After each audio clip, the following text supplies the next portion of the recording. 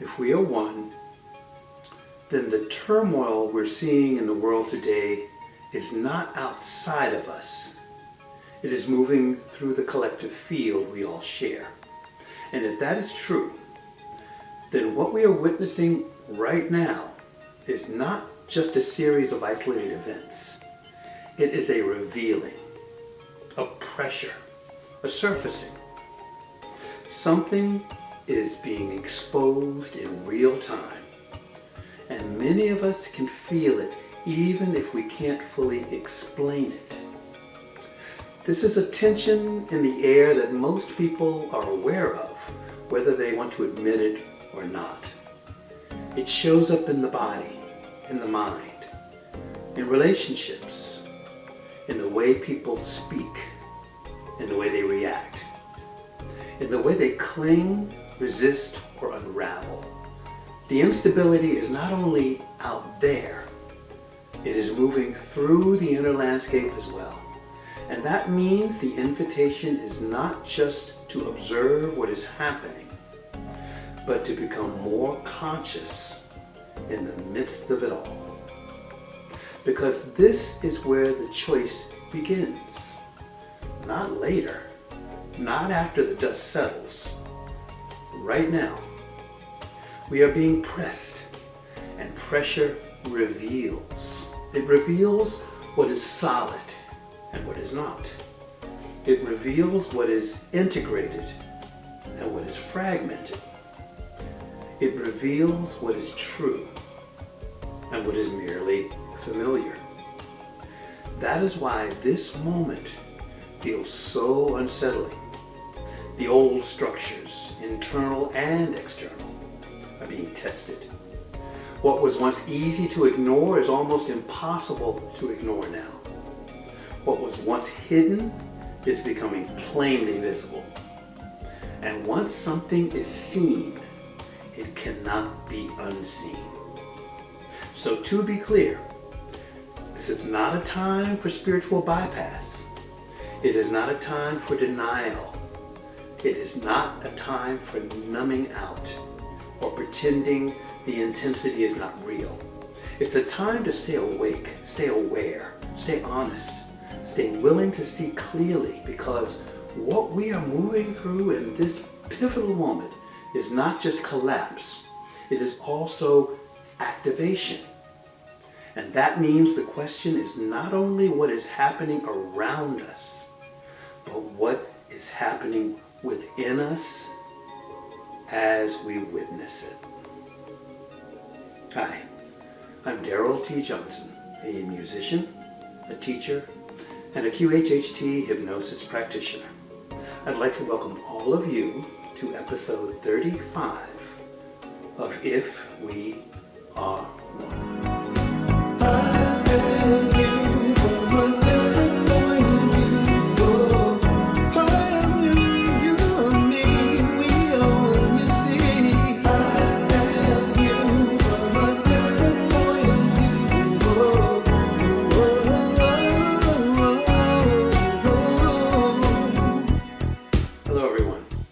Welcome. Okay, today I want you to settle in and listen carefully, because we as a collective consciousness are hitting a tipping point in this existential drama on Earth right now. So I want you to lean in with me on this episode. I think it's safe to say that in many respects we are living in a time of world chaos right now. But what if what we're calling chaos is really a process of exposure? What if the rising tension in the world is not just evidence that things are falling apart, but evidence that what has been hidden can no longer stay hidden? We've talked about this before, and that is the tension I want to speak about today. Because many of us can feel it. The pressure is real. The instability is real. The confusion, the contradiction, the division, the noise, it is all real. And if I'm being honest, it does feel like the intensity is increasing. not someday, now, right in front of us. But I want to offer you a different way of seeing it. I don't believe we are simply watching things collapse. I believe we're watching things become visible. And that visibility is forcing a choice. That choice is not always dramatic. It's often quiet, internal, repeated. Do I stay unconscious or do I pay attention? Do I react or do I observe? Do I give my life over to fear or do I stand in what I know to be true? That to me is where ascension lives, not in escape, not in denial, not in pretending the turbulence is not there. And let us not forget, not choosing at all is still a choice. Ascension is what happens when you learn how to fly up and out of the turbulence while still in it. So what does ascension actually mean? When I say ascension, I am not talking about spiritual bypassing. No. I'm not talking about floating away from reality. I'm talking about a shift in awareness, a shedding of the old self, a loosening of false identity, a deeper contact with what is real, a rebirth of perception. And that process is not always gentle. Sometimes awakening comes with beauty, peace, and expansion. But sometimes it comes with disruption. Sometimes it comes with grief. Sometimes it comes with uncomfortable experience of realizing that what once held your world together no longer does. That's not failure. That's recalibration. That's the inner structure adjusting to a deeper truth. And if you've been going through that, you are not broken. You may, in fact, be in the middle of transformation. I keep seeing in my mind the image of pressure, because that's what a lot of people are feeling. The image that I see is that of a pressure cooker. And pressure does something very specific. It reveals what is inside. It brings things to the surface. It makes it harder to keep pretending. It forces distinctions that were easier to avoid before. That can be uncomfortable. It can be disorienting. It can sometimes feel like too much, but pressure is also what activates change. A caterpillar doesn't become a butterfly by staying comfortable in its chrysalis. A chick doesn't break through the shell and into life without struggle. A diamond is not formed in an environment without pressure. The struggle is not always a sign that something is wrong. Sometimes the struggle is the mechanism of becoming. That is why I say this is not interruption. This is activation. You are being forced to wake up. Some people call this the dark night of the soul. And that phrase has value because it names the experience of losing the old map before the new one has fully appeared. The dark night is not just sadness. It is the collapse of a framework. It is when the old meanings stop working. It is when you can no longer pretend that the version of yourself you were living from is enough. In spiritual truth, it is divine discontent. Sometimes that can feel like death, but it is often the death of illusion, the death of denial, the death of the false self that was built to survive, but not necessarily to be free. And when that happens, you are not being punished, you are being invited. Invited into truth. Invited into maturity. Invited into a more honest relationship with yourself and with reality. This is where shadow work becomes essential. Just to remind you, shadow work is the process of noticing, understanding, and integrating the parts of yourself that you've pushed out of awareness, such as hidden fears, impulses, wounds, or traits you'd rather not face. In simple terms, it means bringing the unconscious into consciousness so it no longer runs your life from the background. This is important because if the pressure is revealing what is hidden, then shadow integration is what allows us to deal with it consciously. The shadow is not just badness. It is everything we have disowned, denied, suppressed, or refused to look at. And when we do not integrate it, it tends to show up as projection, reactivity, defensiveness, confusion, and repeated suffering. But integration does not mean indulging every impulse. It means seeing clearly. It means telling the truth about what is there. It means taking responsibility for what is yours. It means refusing to let unconscious material run your life. That is also part of Ascension, because real growth is not becoming perfect. Real growth is becoming more coherent, more honest, more aware, more able to meet reality without collapsing into it. Now, what is happening inside the individual is also happening collectively. The world is showing us its contradictions, its distortions, its fractures, its unresolved material. And that can be overwhelming if we try to process it all as random chaos. But if we understand it as exposure, then it becomes more legible. A lot of what we're seeing now is what happens when something can no longer remain hidden.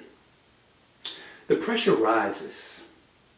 The contradictions become obvious. The story breaks open and breaks down. And when that happens, people are forced to choose.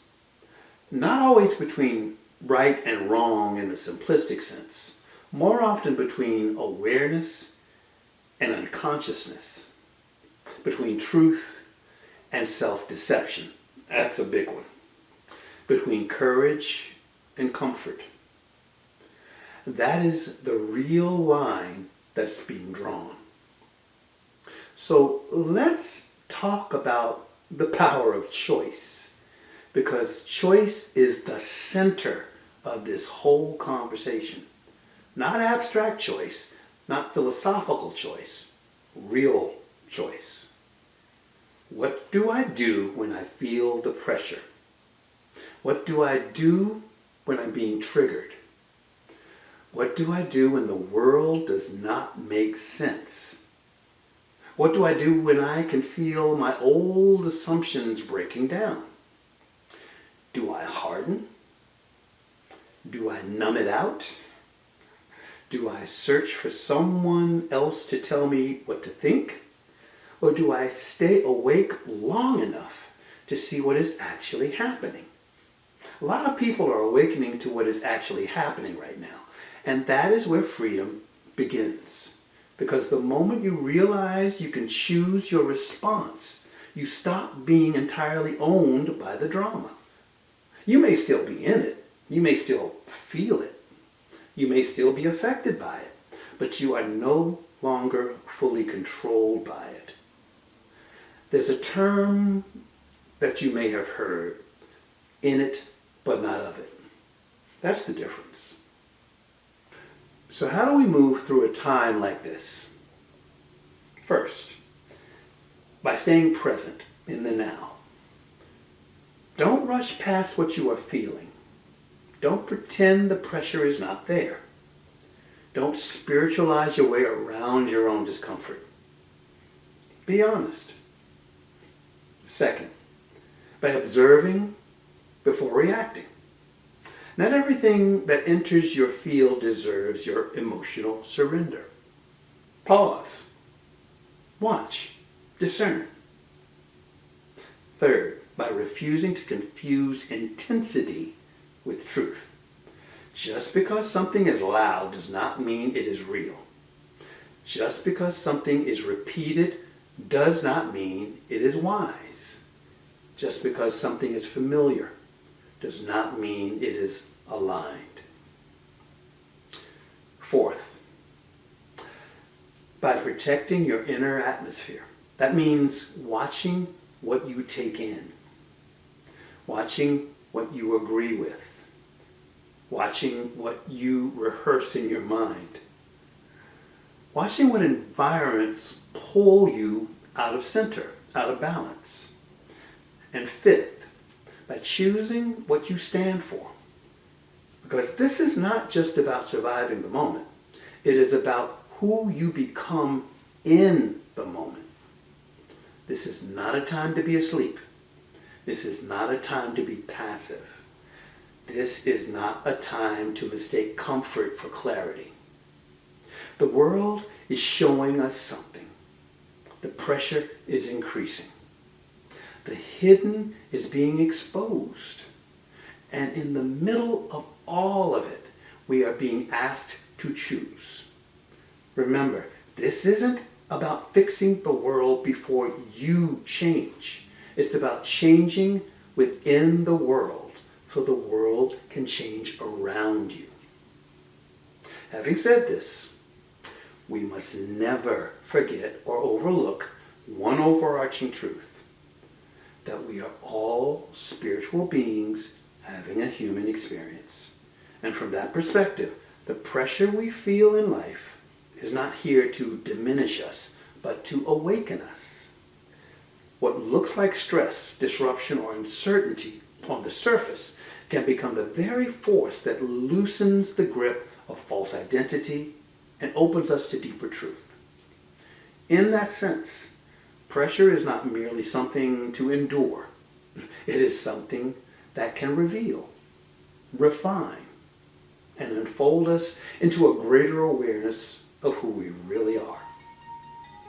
As awareness deepens, we begin to recognize that the drama itself is not the ultimate reality, but a stage through which lessons are revealed.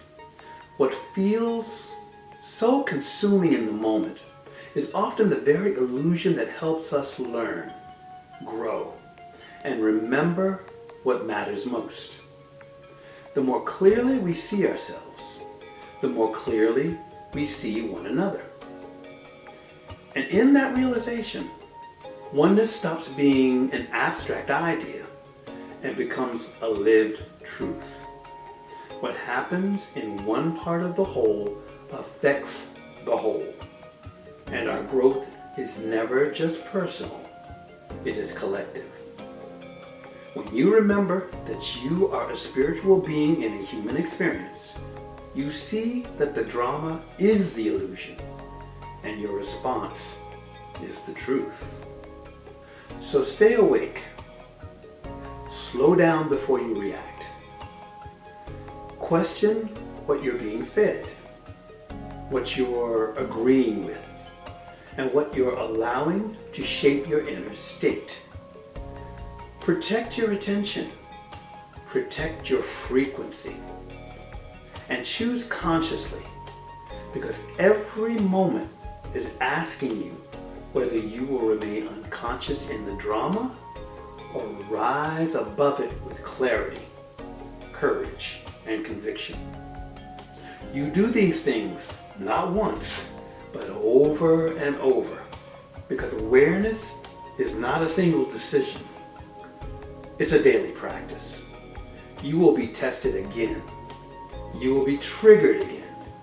And each time, you will have the same choice to contract or to rise.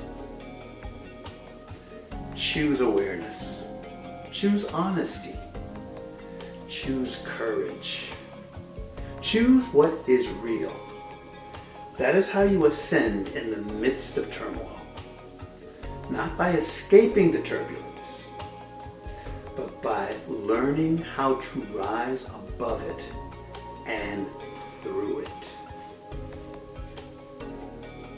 We'll be talking more about these and other topics in future installments.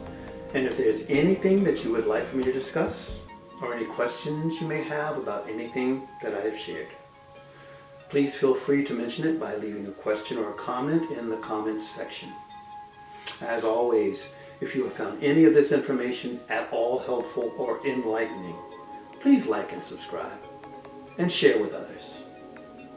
I truly appreciate those of you who continue to let others know about this podcast, and I continue to be excited at the growing number of souls awakening worldwide to this ongoing movement of remembrance to a oneness consciousness. So to all of you, in parting, I say, I send you my love. And if we are one, let us all live in peace, love,